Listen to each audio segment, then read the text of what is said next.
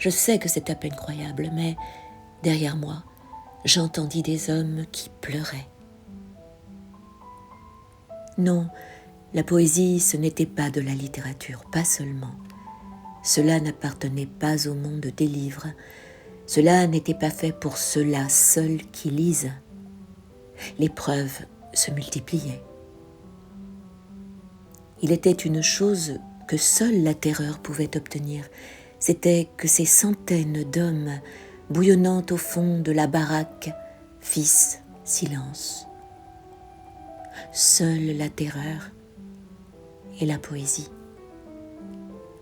Si quelqu'un récitait un poème, tous se taisaient, un à un, comme des braises s'éteignent.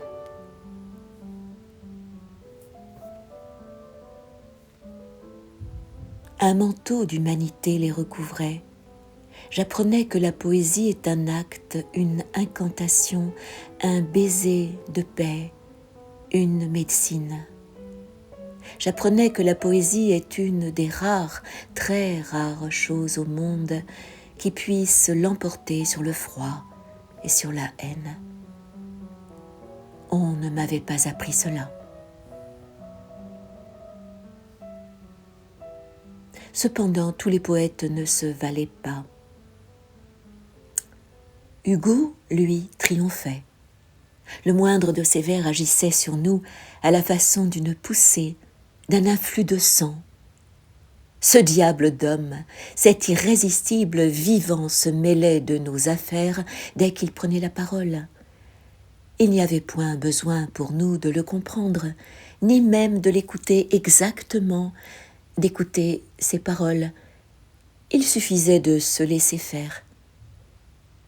Baudelaire aussi travaillait bien, mais lui c'était comme à force de ruse. Il avait le talent, si rare après tout, de dénicher au fond des trous les plus noirs la plus petite étincelle de lumière et de la faire éclater à nos yeux. Il donnait du prix aux embarras, aux effondrements de nos corps. Il reliait la terre au ciel, le réel et l'impossible, avec une adresse qui nous donnait du courage. Mais les vrais gagnants, les toniques, ceux qui agissaient à la façon de l'alcool, massivement, c'étaient les chanteurs. J'en trouvais dans le Moyen-Âge. Puis venaient Villon, Ronsard, Verlaine, Apollinaire, Aragon. Ceux-là déplaçaient tous les obstacles. Ils parlaient distinctement depuis un autre lieu que la terre, ou plutôt c'était leur pas, le rythme de leur marche qui n'avait plus rien de commun avec notre façon à nous de ramper. Ils passaient en volant et nous posaient sur leurs ailes.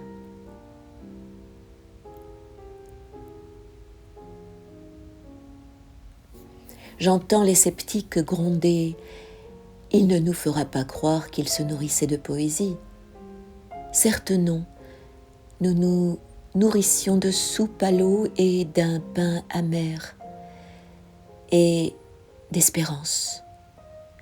Que les sceptiques ne l'oublient pas.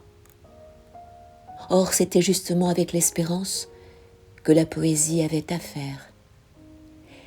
Et il m'a fallu traverser ces circonstances épaisses, matérielles, étroitement physiques, jusqu'à la suffocation, pour savoir combien sont denses et tangibles ces choses sans poids qu'on nomme espoir, poésie, vie. Alimenter le désir de vivre, le faire flamber, cela seul comptait.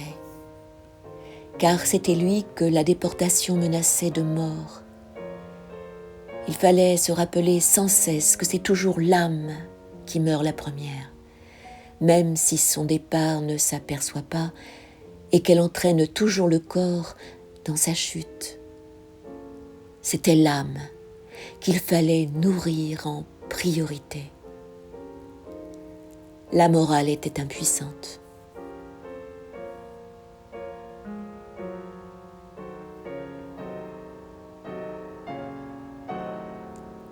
La poésie chassait les hommes de leurs refuges ordinaires, qui sont des lieux pleins de dangers. Ces mauvais refuges, c'étaient les souvenirs du temps et de la liberté, les histoires personnelles.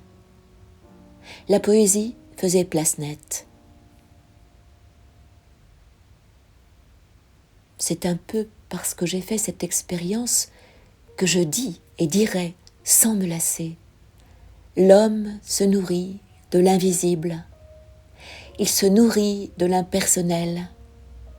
Il meurt pour avoir préféré leur contraire.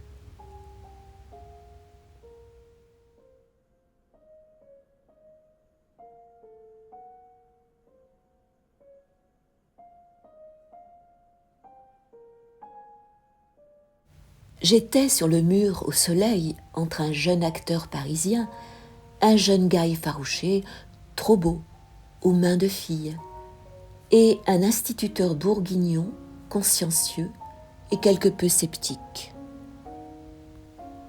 Alors je leur dis, la poésie, la vraie, ce n'est pas de la littérature. Tous deux s'écrièrent, pas de la littérature. Je les surprenais, je les choquais presque. Je vis bien que je devais m'expliquer, mais je n'en avais pas le désir.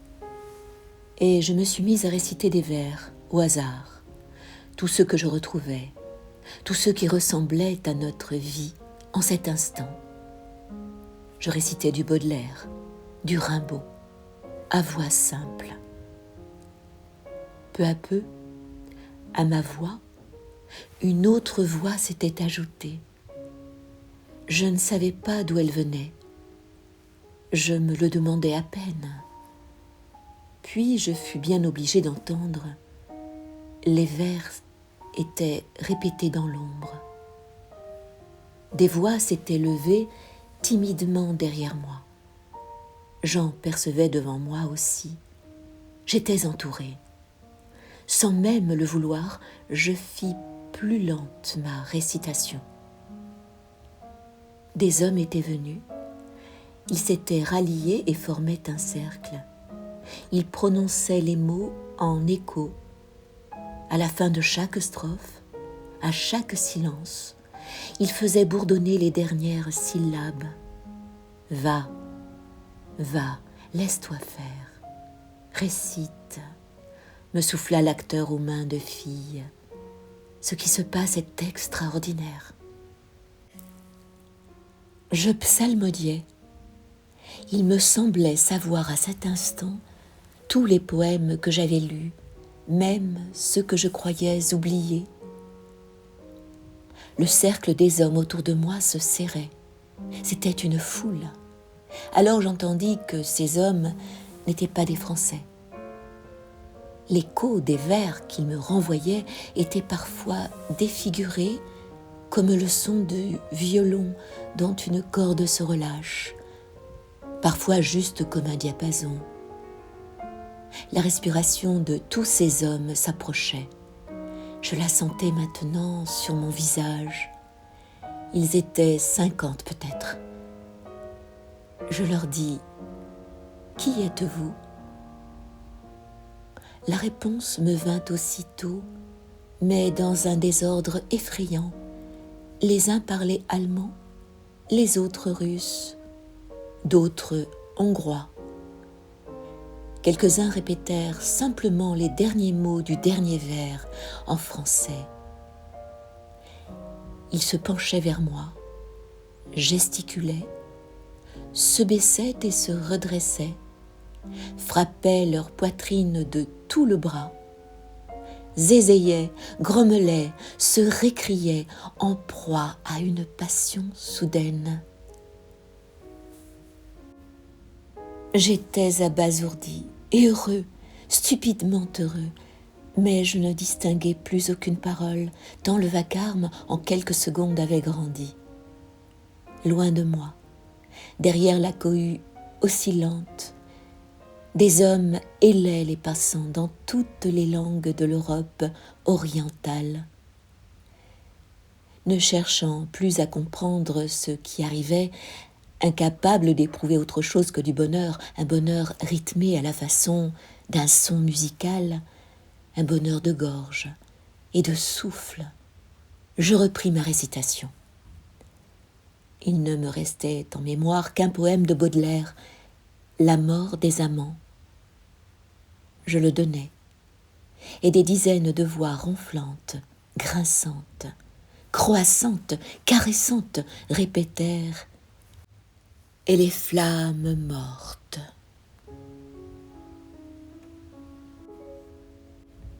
Nous aurons des lits pleins d'odeurs légères, des divans profonds comme des tombeaux, et d'étranges fleurs sur des étagères écloses pour nous sous des cieux plus beaux.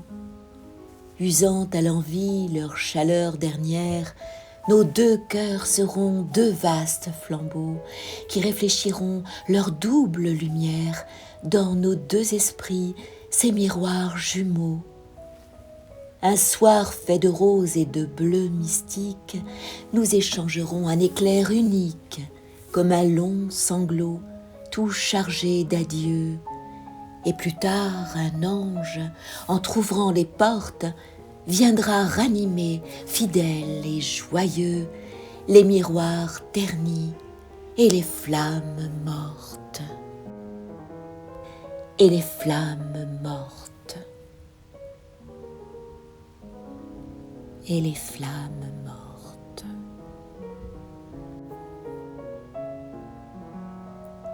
Le poème achevé, près de moi, un petit homme que je croyais gauche et lourdeau, que je croyais tel depuis des mois entiers, me dit « Touche mon front, c'est de la sueur, nom de nom, c'est ça qui réchauffe, la poésie. »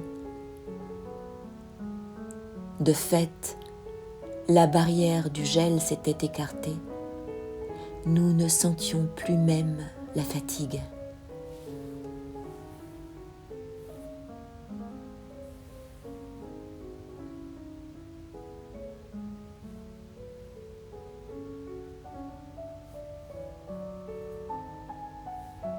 Il était une chose que seule la terreur pouvait obtenir, c'était que ces centaines d'hommes, bouillonnant au fond de la baraque, fissent silence. Seule la terreur et la poésie. Si quelqu'un récitait un poème, tous se taisaient, un à un, comme des braises s'éteignent. Une main tenait les hommes ensemble. Un manteau d'humanité les recouvrait. J'apprenais que la poésie est un acte, une incantation, un baiser de paix, une médecine. J'apprenais que la poésie est une des rares, très rares choses au monde qui puissent l'emporter sur le froid et sur la haine. On ne m'avait pas appris cela. Une médecine, ni plus ni moins. Un élément qui, communiqué à l'organisme humain, modifiait en lui la circulation vitale, la rendait plus rapide ou plus lente. Bref, un élément dont la positivité était aussi concrète que celle d'un corps chimique. J'étais loin de m'en douter avant ces expériences.